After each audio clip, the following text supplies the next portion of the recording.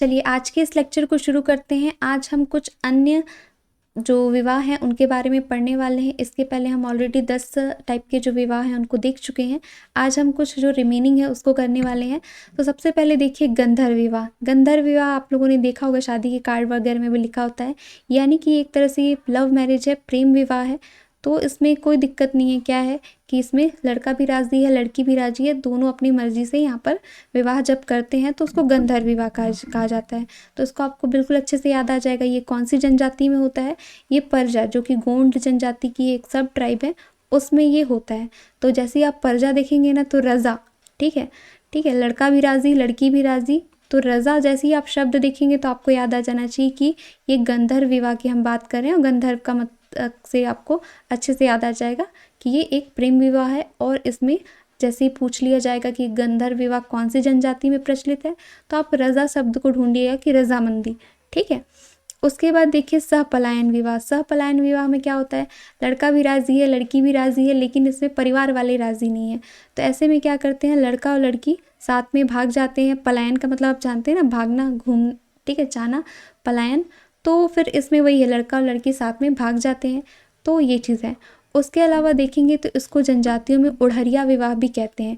तो ये उड़हरिया को आप कैसे याद रखेंगे? उड़हरिया को आप ऐसे सोचिएगा कि उड़ जाना, ठीक है, साथ में उड़ जाना। उड़हरिया से आप ऐसे सोचिएगा कि उड़ गए, बस दोनों कहाँ उड़न छू हो गए पता नहीं। तो ये सभी जनजातियों में ये प्रचलित है। उसके अलावा यहाँ पर भगेली विवाह को देखिए। भगेली विवाह को अगर आप देखेंगे तो देख करके ये थोड़ा फीमेल शब्द लग रहा है, ठीक है, भगेली। इसमें क्या है कि जो लड़की है वो लड़के के घर भागकर चली जाती है, और फिर लड़का क्या करता है कि जो छप्पर होता है ना, शेड, इसमें पानी डालता है, और ये जो पानी गिर करके लड़की के सिर पर आकर गिरता है, और लड़के की माँ इसको अंदर ले जाती है।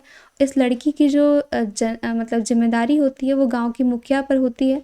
और फिर ये लड़की के घर में भी इंफॉर्मेशन पहुंचा दी जाती है कि लड़की भगेली हो चुकी है, मतलब भाग चुकी है। उसके बाद इन लोगों का शादी करवा दिया जाता है, ठीक है, लड़का और लड़की का। तो भगेली जैसे ही आएगा ना तो आपके दिमाग में आ जाना चाहिए कौन भागा है, तो वो लड़की भागी है, ठीक है। कहीं आप लोगों ने सुना है कि इस घर के लड़के, ठीक है, भाग गया, भाग करके लड़की के यहाँ चले गया? ऐसे बहुत रेयर केस में होता ही नहीं है। तो ऐसे आपको ये याद आ जाएगा। उसके अलावा देखिए यहाँ पे पोटा और पाटू, इसमें बहुत कन्फ्यूजन होता है। तो इसको आप देखिए ध्यान से कैसे याद रखेंगे। पोटा विवाह में ये होता है कि जब कोई महिला है, ठीक है, वो अपने हस्बैंड को छोड़ करके, पति को छोड़ करके किसी अन्य संपन्न व्यक्ति से शादी कर लेती है, ठीक है, यानी कि अपने हस्बैंड को छोड़ करके किसी और से शादी कर ली। तो इसको आपको ऐसे याद रखना है, पोटा मतलब उल्टा, ठीक है।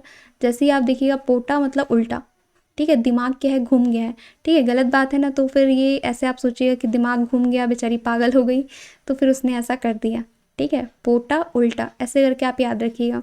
और पोटा से ही आपको परजा भी याद आ जाएगा। पोटा परजा, प से पोटा, प से परजा। तो ये आप अच्छे से याद रखिएगा। उसके अलावा देखिए यहाँ पर पाटो। पाटो विवाह को आप कैसे याद रखेंगे? पाटो विवाह पुनर्विवाह को कहा जाता है। तो इसको आप ऐसे याद रखिएगा, पाटो, प से पाटो, प से पुनर्विवाह। उसके अलावा फिर यहाँ पे ये कोरकू जनजाति में होता है। तो इसको आप ऐसे याद रख सकते हैं। कोरकू में क्या होता है कि ये इनका लैंड एक्सकवेशन का काम रहता है, ये खुदाई का काम करते हैं। तो ऐसे ही याद रख लीजिए कि जैसे आप किसी चीज़ का अगर खुदाई करेंगे तो फिर उसके बाद उसको नहीं मतलब बैलेंस करने के लिए मिट्टी वापस से डाल करके थप थप थप इस टाइप का करते हैं। तो ठीक है, पाटो, सो सोच लेना कि इसको पाटो मतलब इसको पैक करूँ, ऐसे करके फिर आप इसको याद रख सकते हैं। तो ये जितने भी आपको मैंने विवाह याद कराए हैं, आई होप सो आपको याद हो गए होंगे, ठीक है। तो अभी इसको फटाफट से चेक करते हैं कि आपको याद है कि नहीं है, ठीक है। एकदम आसान है, आप बिल्कुल अच्छे से इसको याद कर सकते हैं। अब उसके बाद यहाँ पे मैं आपको question of the day they देती हूँ, जिससे कि ये पता चलेगा किसने किसने ध्यान से लेक्चर सुना है। तो आप बताइए कि उड़हरिया विवाह जो है ये कौन सा विवाह होता है। उसके अलावा नेक्स्ट क्वेश्चन आपको बताना है कि गंधर्व विवाह कौन से जनजाति में होता है, ठीक है। गंधर्व विवाह जो है वो कौन से जनजाति में प्रचलित है। Question number 1, question number 2। Next video में हम जनजातियों के जो पारंपरिक कार्य होते हैं उनको कवर करेंगे। धन्यवाद आप सभी को।